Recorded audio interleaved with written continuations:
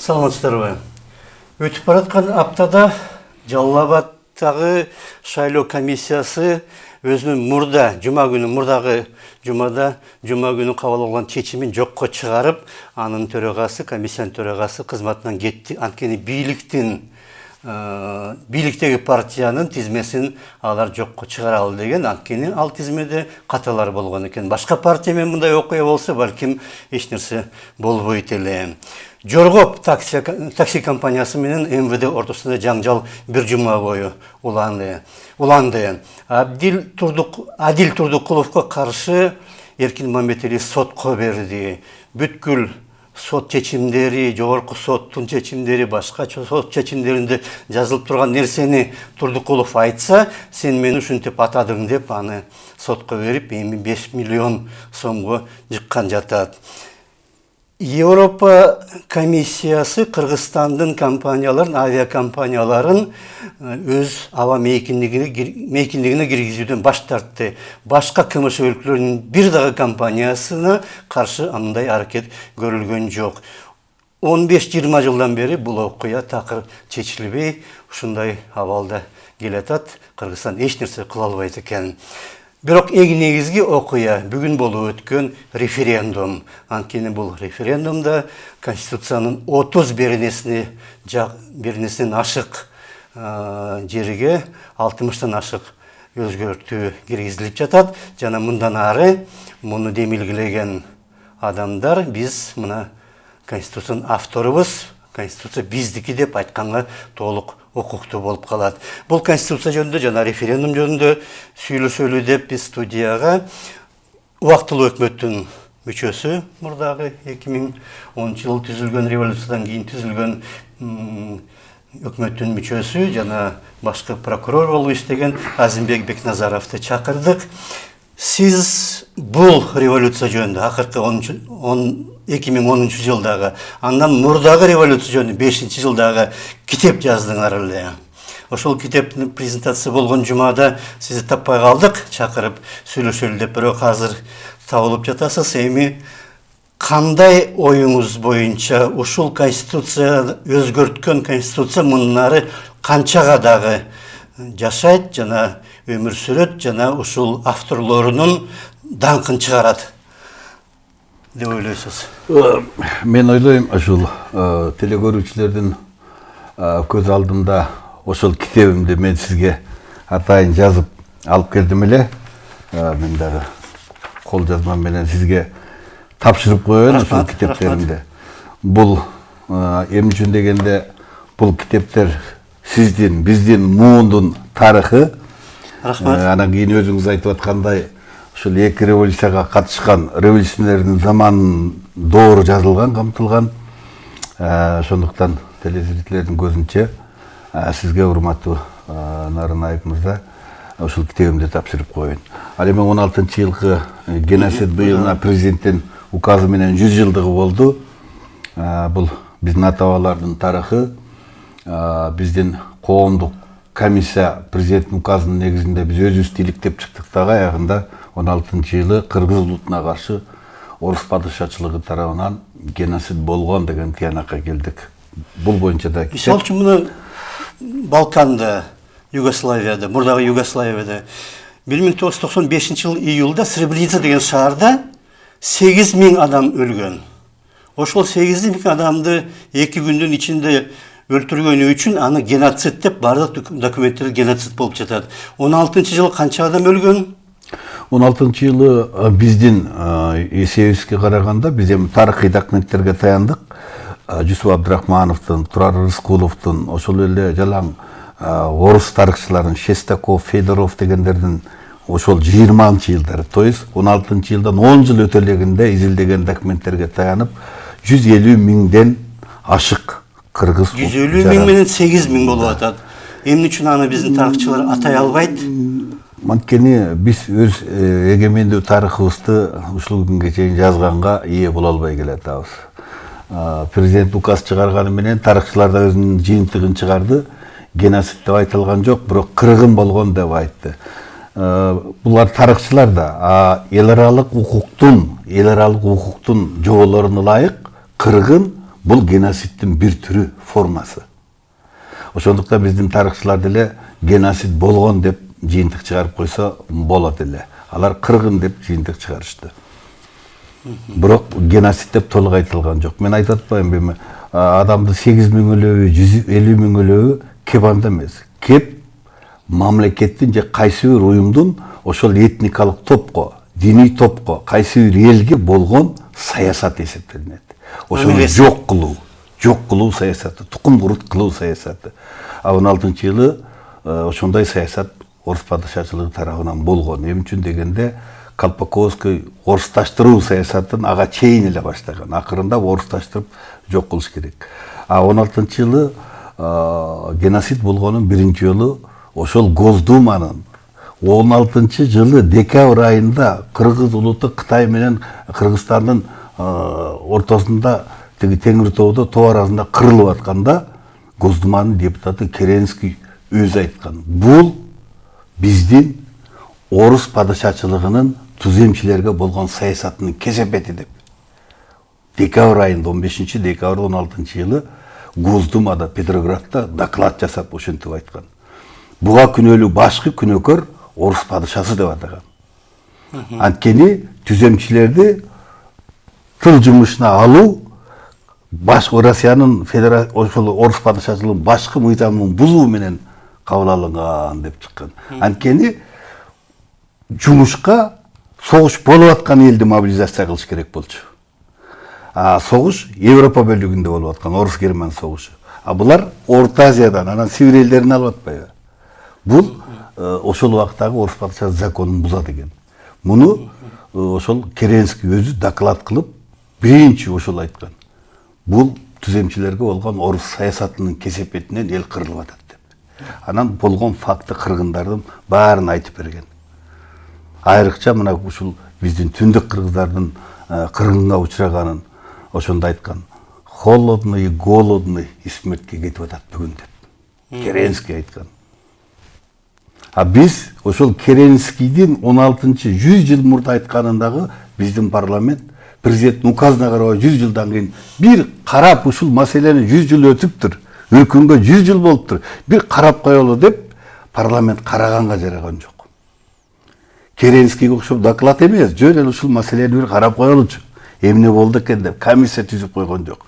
Болор болбос өздөрүнүн бир нерсесине комиссия түзөт. 150 миңден ашык ата-бабабыз эмне үчүн өлдү? 90 жыл сөөг эмне үчүн көмүлбөй жатты? Ушуну бир иликтеп койбойлубу? Биз саясий орган катары, мамлекеттик башкы орган катары бир баа берип койбойлубу дегенге парламенттин духу жеткен жок. Өтө өкүндүрөт. Ушунчалык эгемендүү экенбиз. Мынау референдумга кайрылсак. Президенттин укук мөөнөтү аяктарына 1 жыл калып жатканда канчалык зарыл эле Конституцияны өзгөртүү сиздин оюңуз? Бул боюнча биз убактылуу өкмөттүн мүчөлөрү 14 мүчөсүнөн бир 10га жакыныбыз кол коюп буга каршы болдук. Референдум туура эмес деп өзүбүздү ачык билдирдик. Ошонун айына мына президент тарабынан бир топ жаман сөздөрдү 31 августта Кыргызстандын эгемендүүлүгүнүн күнү, эң бизге ыйык күнү дүйнө жүзүнө билдирүү менен бир жаман сөздөрдү дагы Отунбаева баш болуп кабыл алдык. Бул туура эмес болуп калдычы. Бирок мен ойлойм, бул референдумдун кереги жок эле. Биз ошондо да айтканбыз, азыр да айтабыз. Эмне үчүн дегенде биз өзүбүзгө өзүбүз каршы чыктык. Эмне үчүн дегенде 10-жылы 20-жылга чейин ушу башкы мыйзамды өзгөртпөй сактап, көрүп, ар тарабынан талдап, изилдеп туруп анан ошонун жыйынтыгына жараша 10 жылдан кийин анан кийин бир реформага баралы деген асыл ой болгон. Себеби 2006-жылы билесиздер да, 1-март революциясынан кийин конституциялык реформа кылабыз деп биз 2006-жылы 2 конституция кылганбыз. Ноябрда, анан 1 айдан кийин декабрда. Андан кийин 3 ай 4 ай өтпөй ошондогу президент Бакиев өзүнүн жанагы референдум аркылуу дагы бир 2007-жылы дагы бир конституциясын алган. То есть Кыргызстанда конституция алмаштыруу, өзгөртүү оюнчук айланып калганда биз революциядан ушул оюнчук токтотолу. Бул биздин башкы мыйзам, негизги мыйзам. Муну өзгөртүүнүн бир орчундуу себеби болуш керек, шарты болуш керек. Коомдук мамилелер ошого бизди түртүш керек. Анан эле бийликке келген президент же болбосо анын бир тар саясий тар чөйрө эле каалагандай кылып эле бир оюнчук кылганына жол бербейли деген тилек менен 20-жылга чейин өзгөрүлбесин дедик эле. Бул тилекке каршы ошол эле биздин убактылуу өкмөттүн мүчөсү болгон азыркы президент Атамбаев тарабынан мына үстүбүздөгү жылдын август айында капыссан күтүлбөгөн жерден референдум жарыяланып кетти. Бул мыйзамсыз деп айтып келгем, эмне үчүн дегенде президенттин конституция эмес жөнөкөй мыйзам жазганга демилге көтөргөн укугу жок. Бул биринчиси. Экинчиси, конституция биз айтып келаткандай бул биздин мамлекеттин паспорту. Башка мыйзамы. Муну каалаган президент же каалаган бир саясий партия өзгөртөм деп өзгөртө берген өнөкөттү биз токтотушубуз керек. 25 жылдан берки 12 жолу конституция өзгөртүлүп атат.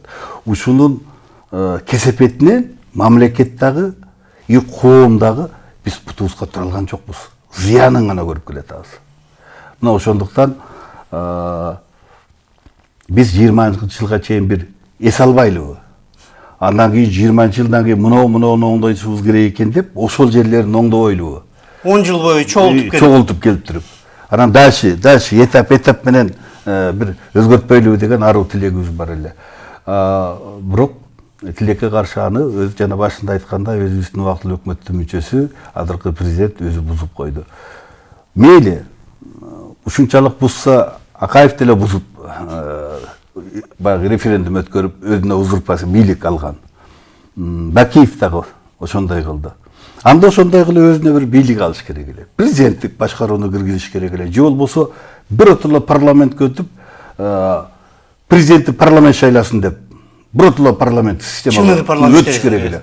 Вот тарыхта мына ошондой радикалдуу, орчундуу бир реформасы менен калат эле. Бүгүнкү күнү, мына бүгүн өтүп аткан, бүгүн болгон референдумда эч нерсе жок да. Тарыхта калам десе президент эч нерсе кылбай 20-жылга чейин сактап туруп, мынакей мен сактадым, тийген жокмун. Ушу жүздөгөн адамдардын каны менен алынган конституцияны мен бузбай өткөрүп бердим десе, ушу менен тарыхта калат эле. Эч нерсе кылбай өткөрүп берсе, тарыхта калат болчу. Тарыхта калат болчу. А бүгүн бир нерсе кылам деди, бирок жана сиз айткандай улукузаң эч нерсе жок. Мен мисалы окуп айдан эч нерсе көргөн жокмун, эч өзгөрүү көргөн жокмун. Анда өзгөртөм десең жанагы мен айткандайга барыш керек болчу. Ошо менен калат эле. Да, президенти эл эмес парламент шайласын деп, биротоло парламенттик система өткөн деп тарыхта калат эле. Да, ал жагат эле бирөөгө, жакпайт эле, бирок ошонусу менен калат. Кардинальный болот болчу. Да. А бүгүн эмнеси менен калат? Азыр мына эртең окуйбуз жаңы конституцияны. Да, Атамбаев айтышы мүмкүн, мен ушунун багы реформатор, мен муну өзгөрттүм деп, бирок эмнеси менен калат? Эмне менен калат? Эч нерсе жок. Дагы бир нерсе, мына жакында 1-декабрда болгон журналисттер менен болгон жыйында ушул 31-августта эмне үчүн убактылуу өкмөткө мындай каршы, Атамбаевга каршы катуу сөз айттыңыз десе, убагында айтпасаң сөздүн атасы өлөт деп сүйлөдү президент. Кайсы сөздүн атасы өлүп калат эле ошол жерде майрамда ошондой бир сөз чыгып кетпесе? Мен ойлойм, бул деле кезектеги ошондой 31-дегиндей ойлонбой айтылган сөз болуп калды го, ошол жооп деле ошондой эле болду. Себеби айрыкча кыргыз улуту сөздүн маанисине ошол жанагы убагында айтылбаса сөздүн атасы өлөт. Өзүң өлгөнчө сөзүң өлгөнчө өзүң өлбөйсүңбү деген сөздүн баркын туу туткан мына кыргыз эли болгон. Но тилекке каршы президенттер, биздин көп саясатчылар өзүнүн айткан сөзүнө ээ болбой келе атпайбы? Сөзүнө ээ болбой келе атат. Эмне үчүн? Себеби сөздөн да күчтүү бир жасалма, жанагы бийлик деген бир жасалма, бир баалуулук булардын жан дүйнөсүнө ээлеп атат. Мен бийликтемин, мен эмне десем жарашат, эмне айтсам да жарашат, ал телевизордон көрсөтүлөт, эмне десем да ал ишке ашат, эмне жасасам дагы ал сөзсүз мен айткандай болот деген. Бу кокон хандыгы деген ошол, хандык заман. Ошон үчүн мен ойлойм, ал 31-inde бир гана нерсени ишенсек болот. Артымда Отунбаев отурду, көзүн айтып калдым деген эле нерсе болбосо, башка эч нерсе жок ал жерде. Башка жолуга турган учур болбойт беле? Силер жанагы өзүңөрдүн кайрылууңарды жазып, анын алдында бир 10 чакты күн мурда жазып, анан мен билишимче Отунбаевге тапшыргансыңар, жолугуп Ошол бериңиз деп, туурабы? 29-ында биз Отунбаевга тапшырганбыз. Сиз биздин убактылуу өкмөттүн атынан кирип, биздин пикирди айтыңыз. Сүйлөшүп чыгыңыз. Мүмкүн биз деле айтканбыз. Мүмкүн анын чын эле реформа кылам десе да, давай чогуу отуралы. Чоң коалициялык кеңеш талкуулайлы да. Талкуулайлы дагы, анда чындап эле реформага баралы. Деп, бирок ал киши бизге Росстаттын айтууна караганда ал кабыл албайм деп отказ берген. Отказ бергенден кийин 29-нда биз өзүбүздүн пикирди жарыяладык. Жарыялагандан кийин анан бул жанагындай жооп берип атпайбы? 31-нде. 31-нде жанагындай жооп берип атат. Болбосо биз тарабынан убактылуу өкмөттүн мүчөсү катары, президент катары биз анын алдынан баарынан кылдык. Өттүк. Жолугалы, сүйлөшөлү, экс-президент сүйлөшсүн. Бизди кабыл албасаңыз, экс-президентти кабыл алыңыз. Анткени экс-президент деле ушундай эле президент. Отуруп туруп кеңеш керек болчу. Мисалы, мынагы Порошенко Кучманы кандай пайдаланып атат? Абдан пайдасы тийип атпайбы? Отунбаев деле ошондой пайдаланса болот эле. Отуруп алып сүйлөшүп, экөө биригип, мына экөөбүз ушундай бир пикирге келдик деп. Мамлекетти, коомду, тынчтыкты, мамлекеттин өнүгүүсүн ойлогон адам ага барыш керек эле. Бирок өзүнөн мурдагы президентти душман күткөн. Аны жанагынтип элдин алдына алып келип алып шылдыңдоого эч кимге андай укук жол берилди. Дан калып келбейт. Дан калып келбейт. Ошол эле учурда мына 6 апрелде го, мына 7 апрелдин алдында Өмүрбек Текебаев да китеп жазган, туурабы, жана революция жөнүндө. Анан кийин бир интервьюда айтты Текебаев: мен ошол китепти жазып атканда документтерге таянып жаздым дейт, абдан көп документтерди. Анан Атамбаевдин аты чыккан жерлери такыр аз таптым дейт да, аз болуп калды. Анан кичине баягы көбүрөөк болсун деп сүрөттөрүн көбүрөөк коштум дейт китепке. Бирок кийин ошол китеп чыккандан кийин өзүнүн китептин ичинен таба албай, таанынган сыяктуу болуп мага чабуулга өттү дейт да. Канчалык чын так билбейм. Сиздин китепте Атамбаев жөнүндө көппү, азбы? Эми бул Өмүрбек Чиркеевдин өзүнүн субъективдүү мненияси болсо керек. Эми үчүн дегенде президент өзү деле айтып атпайбы?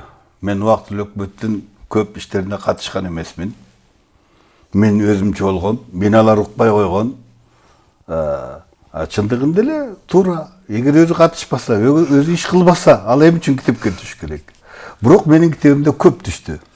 Эми үчүн дегенде мен тиги бул китеп мына 2 томдук Бакиевдин доору, 2 том Атамбаевдин доору. Бул 2 башка том, э? Бул Бакиевдин доору 2005-тен, бул Атамбаевдин доору деп атадым мен. Себеби мен Атамбаев менен көбүрөөк жүрүп калдым. Ушул Атамбаевдин жанында жүрүп, ошону 2009-жылы президенттикке колдоп, оппозициядан жападан жалгыз талапкер кылып көрсөтүп, ага чейин 2005-те дагы ал ошол КЕКтин, Кыргызстан элдик кыймылынын лидерлеринин бири болгон. Мынакей 24 мартта айтпадыбы? Назаралиевдин медцентринен келгендер, алар бандиттер, наркомандар, хулигандар, революцияны мына мен баштаган Көкжардын кургу ойунан келген адамдар кылганбыз. Анан Бакиевдер урдуп алган дегендей кылып койбодубу? Жок, андай болгон эмес. 22 мартта Акылбек Жапаров мына тирүү депутат. Жаш.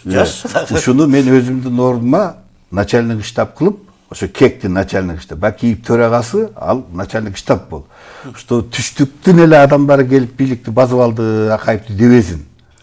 Сен тандем бол. Атайлап. Деп атайлап Акылбекти начальник штаб кылдык. Анан Акылбек ошондо СДБК партиясынын төрагасынын биринчи орун басары болчу. Акылбек Жапаров.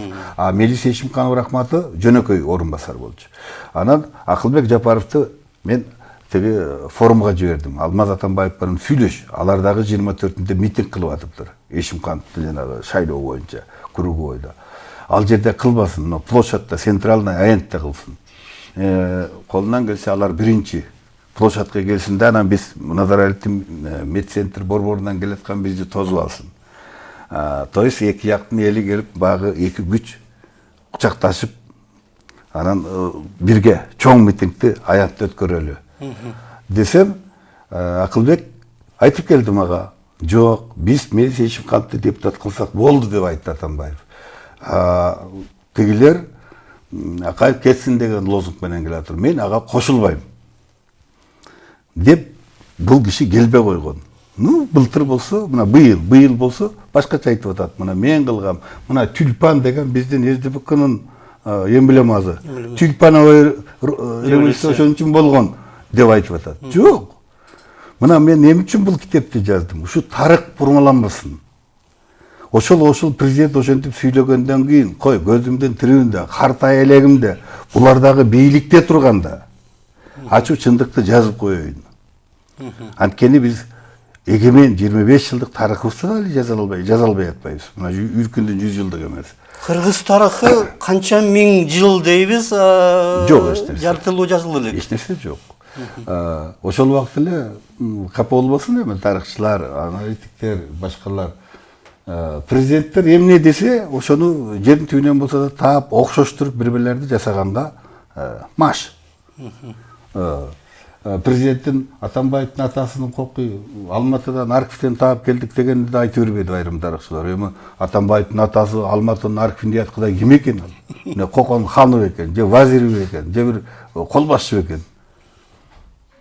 Ошондой эле табылып атат азыр. Ошондо табылып калып атпайбы? Эми боло берет экен да. Бул жасалма тарых. Мына ошо жасалма тарых болбосун деп, конечно, бүгүн бул китептердин каармандары баары бийликте отурат.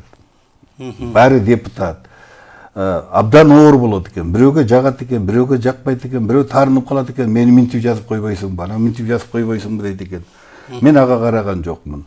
Менин максатым ушу чындык болсо тарых бурмаланбас экен. Мына бул 1 декабрда журналист менен жолукканда президент дагы айтты, мен бошоп тигил жака барганга чейин форумга элди чакырып, жана убактылуу өкмөттүн түзүү боюнча жыйынга чакырганда, түштөн кийин барсам баары чогулуп, менден мурда мен бошогончо анан эменин баарын бөлүп алыптыр.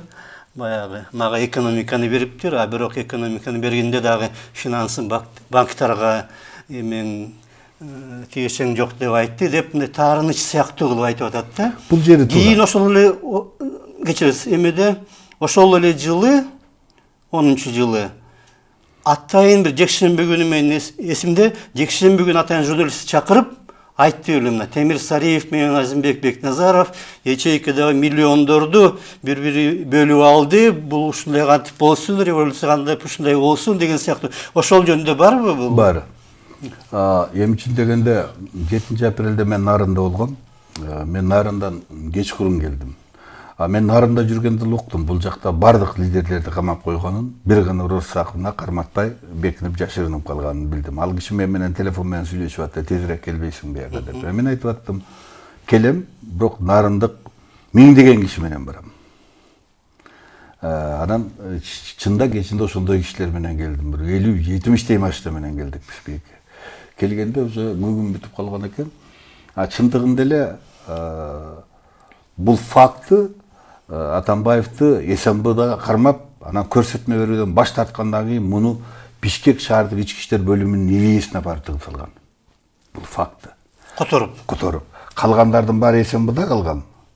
Бектин калган лидерлери. Жалгыз Атамбаевди ИВСке барып тыккан, Бишкек ИВСине барып. Мен ойлоп атам, эмне үчүн ал жерге апарды? Мен ошол китебиме жаздым. Менин оюмча ошол жерде сындырабыз деген муну. Анткени ал Бектин төрагасы, лидери, жападан жалгыз. Мына ошол жерде милициянын ИВСинде муну сен көрсөтпө бербедеги ким экенсиң деп ошол жерде жанчабыз деген коет чамасы. Анткени калган Иса Өмүркулов, Эмил Каптагаев, Сариевдер бардыгы СМБде болгон. Өмүрбек Черкешевич, Болот Шер, башка бүт бардыгы СМБде болгон. А бир Атамбаевди Бишкек шаардык ички иштер бөлүмүнүн ээсине барып кармашкан. Аны Иса Өмүркулов кечинде ошол жактан алып чыгып кеткен. Уже все бошотуп. Данияр Үсенов уже кеттим деп бул жерден уже ардын жазгандан кийин. Ошондон кийин келген. Жана Атамбаевдин акыркы мээде айтканы, мен деле ошондой жыйынтыкка келдим. Эми үчүн. Мисалы Данияр Үсеновдун ардын Сариев алып калган.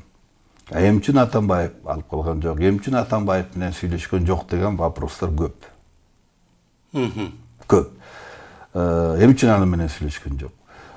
СМБдагылардын баардыгы чыгып келгенден кийин мына Өмүрбек Черкешев баш болуп эл көтөрүп келет дагы, анан жанагы убактылуу өкмөт негизинен Роза Сакынованын кабинетинде парламентте түзүлгөн. Айрымдар айтат Атамбаев келген бул жерге деп, ошол кабинетке келген дейт. Отунбаевдыкына. Кээ бирлер айтат жок, келген эмес, түз эле форумда жылды деп. Биз Исаков, мен, Бөлөкбаевдер түрмөдөгүлөрдүн баарын чыгартып, биз барганда саат түнкү 11-лерде 7-синде форумда мен бардым. Ага чейин барган жокмун. Форумда мен барганда уже бийликтер бөлүнүп калган экен, мага Атамбаев айткан. Азимбек досум, мына сен ушул правовой блоктун баарын сага бердик, күч структурасын сага бердик.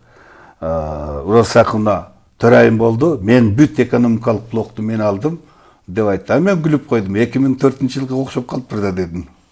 Ушинтип айттым десем, Исмаил Саковичка Миноборона деди. Ал жаңы эле түрмөдөн али үйүнө бар эле, ошо эке барды.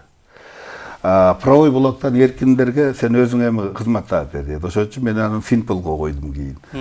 Мага мисалы Роза Сакынова айткан жок, Өмүрбек Черкешев айткан жок. Сен ушул кызматты ал деп мага Атамбаев айткан. Мен анан ошол участокду тейледим. Кийин эле 23 апрелде, бул 7 апрелде, 23 апрелде карасам, бир какой-то распоряжение бар экен, күч структурасын барын Атамбаев өзүнө алып алыптыр. Мага сот, прокуратура, Финпол, тергөө, сот. Кимдин распоряжениясы? Ким кол койгон? Отунбаев кол коюптур. Анан кийин эле комиссиялар барып түштүк окуясы боюнча эле күнөөкөр силовой блоктун куратору деп эле мени баары жазышпадыбы? Чындыгында мен кадр маселесин чечкен жокмун, баарын Атамбаев чечти. Мен бир дагы МВДнын же болбосо СМБнын же болбосо менин эткен жокмун, баарын Атамбаев коюп атты.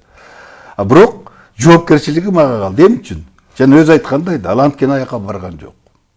Мен аякта Отунбаеванын поручениясы менен мен иштеп жүрдүм. Да, как будто силовой структуранын кураторундай болуп көрүнүп калдым да, чогулуш өткөрүп, аларды жыйнап, ошто жаллабатта көрсөтмө берип. Себеби Атамбаев аяка барган жок. Жана ячейкалар боюнчачы, жана банк ячейкалары ячейкасы боюнча тоже ушул 13 майда билесиздер, 13 майда Ошто жаллабатты бак кишилер басып алды. Басып алды, жаллабатты, барып туруп жаңы губернатор коюшту, Ошту Сооронбайды кууп чыгып туруп, ордуна мына Сүйүн Өмүрзаков азыркы МВДнын биринчи орун басары ушулар барып туруп отуруп алган. Өздөрү жанагы Бакиров дегенди губернатор коюп, Сооронбайды кууп чыгышып отурушкан. Мына ошондо убактылуу өкмөт чогулуп, анан биз түштүк регион боюнча өзүнчө спец представительге Исаковду министр оборонаны койдук. Аны жибердик. Ага ошол кадр маселесин чече турган укук берип жөнөттүк. Мен өзүм Жалал-Абадка бардым. Жалал-Абадка барып губернаторлорду метип кайра Бектур Асановду губернатор койдук, Исаков Ошто жүрдү. Кайра Сооронбайды бир Сооронбай Жээнбековду бир суткадан кийин кайрап келип, ушу Сүйүн Өмүрзаковдор менен сүйлөшүп, Исмаил Исаков кайда Сооронбай Жээнбековду ордуна коюшту. Мына ошондо бизге түштүктө бизди убактылуу өкмөттү колдой турган күч, элдин жардамы керек эле бизге. Аны Аксыдан, Базар Коргондон, Токтогулдан, Алайдан, Каракулжадан апарыш керек эле. Ош Жалал-Абадта негизинен бак кишилер. Биздин колдоочулар тоо зонасында. Аларды ташыш керек. Акча жок, эч нерсе жок. Анан ошондо мен айттым, бизде Генеральный прокуратура тергеп аткан иште Генеральный прокуратуранын депозитинде арест салынган акча бар. Ошол кылмыш ишиндеги арест салган акчаны убактылуу иштетели.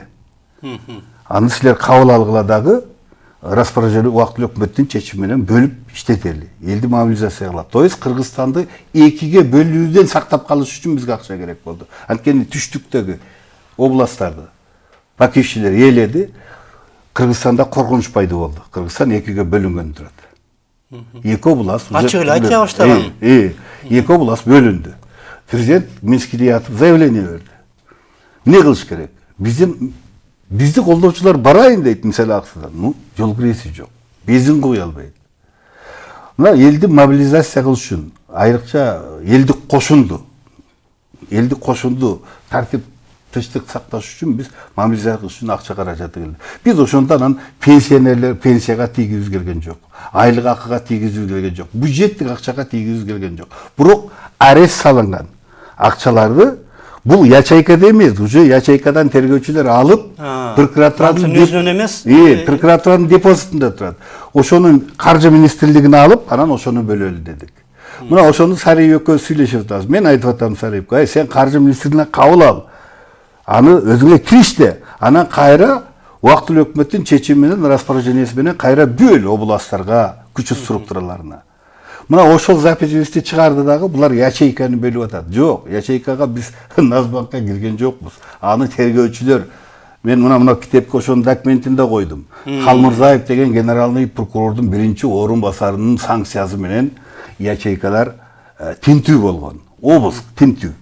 Мына ошондо алынган. Ал акчалар кимдин акчалары болгон? Ушул убакка чейин ал акчалар оперативный, данный менен оперативниктер айткан. Паланча банктын паланча ячейкасында Бакиевдин мисалы 3-чү баласынын, чоң баласынын 3-чү аялынын, же Максимдин 2-чи аялынын, же ошогон да мындай оперативный данный. Ушундай акчалар бар, грязный акчалар. Эси жок акчалар. Анан тергөөчүлөр андай түшкөндөн кийин прокурордун санкциясын алып барып карайт, ошону текшерет. Текшергенде действительно ошондой акчалар чыккан. Эси жок акчалар. Ушул убакка чейин эси жок алар.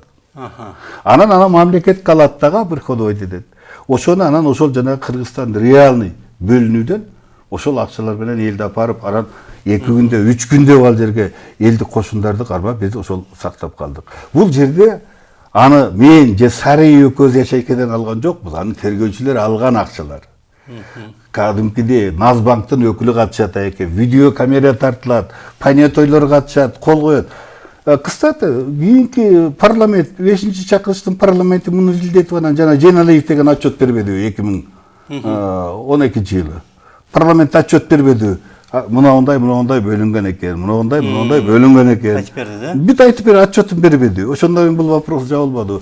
Ал кылмыш иш, ошол кылмыш иштер азыр да генеральный прокуратурада. Ал Максимдин үстүнөн козголгон кылмыш иштер, башка кылмыш иштердин алкагында генеральный прокуратурада турат. Бул жерде коомдук пикир жаратты. Анткени ал убакта Атамбаев өзү жок болчу. Бир жума бою биз ал убакта таппай калганбыз ошол убакта. Неге? Билбейбиз кайда экен. Аны Отунбаев өзү айткан. Сокулукка 16-июнда Сокулукка барганда эл ошондой суроо берди. Сарыев менен Бекназаров ячейканы бөлүптүрдү дегенде Отунбаев ошол жерде анан элге айтты Сокулуктагы чоң жыйында. Аны Атамбаев туура эмес айтып атат. Атамбаевдин өзүн биз бир жумадан бери таба элекпиз деп. Анткени ал катышкан эмес бул процессти, билген эмес. Билбей туруп, бир ушактарга айтып, ушулар банктан акчаны тартып алып тур десе, ошо менен айтып салган да. Бул ушак ошол Атамбаевдин ордунан кеткен. Ячейканы Бекназаров менен Сарыев бөлүп алыптыр деп. Анан ал бул айтып жүрбөдү. Мен Сарыев менен Бекназаровду бийликке келсем таптакыр жолотпойм деп. Ну, Сарыев айланай премьер-министр болбоду. Значит, жалган да мындай айткан. Болбосо банкты бөлүп алган адам эмне үчүн премьер-министр кылып көтөрдү? Мени го жолоткон жок болуптур. Ну, Сарыевди да жолотту да, экономика министри болду, премьер-министр болду. Сен банк турдагансың, сен кайсы бетиң менен келдиң деп кубайбы нарага? Кубган жок да. То есть бул ушак. Биздин убактыбыз аяктап калыптыр. Рахмат бизге келип бул китептерди, революциянын тарыхы жөнүндө 2 томдук дагы башка китептерди жазыпсыз. Акыркы мына мезгилде Кыргызстандын коомунда бир топ жаңы сот иштери башталып жатат. Жана башында биз айтып кеттик, Адил Турдукуловго каршы Эркин Мамбетали сотко берди деп. Ошол эле Турдукулов мурда Сапар Исаков боюнча дагы кайсы декларацияда жазылбаган акчасына ушундай квартираларды сатып алып жатат деген арыз берген екен, ага башкы прокуратурадан жооп келиптир. Баары эч кандай мыйзам бузулган эмес, баары туура, эч нерсе тапкан жокпуз деп. Ушундай коомдо жашап жатабыз. Бийликте болсоң, эмне кылсаң дагы баары туура болот, а бийликке каршы чыксаң, эмне кылсаң дагы баары туура эмес болуп чыгат. Саламат болуңуздар.